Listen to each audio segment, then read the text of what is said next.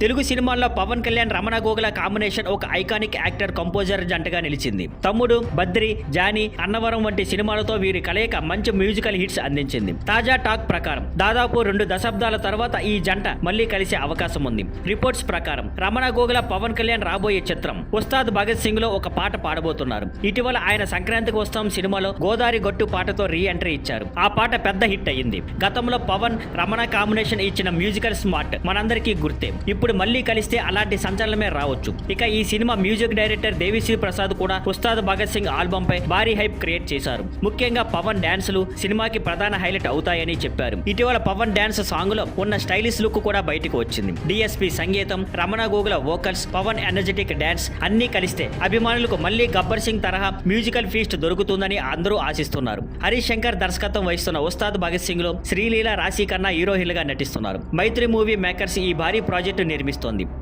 Thank you for watching. Please like, share and subscribe.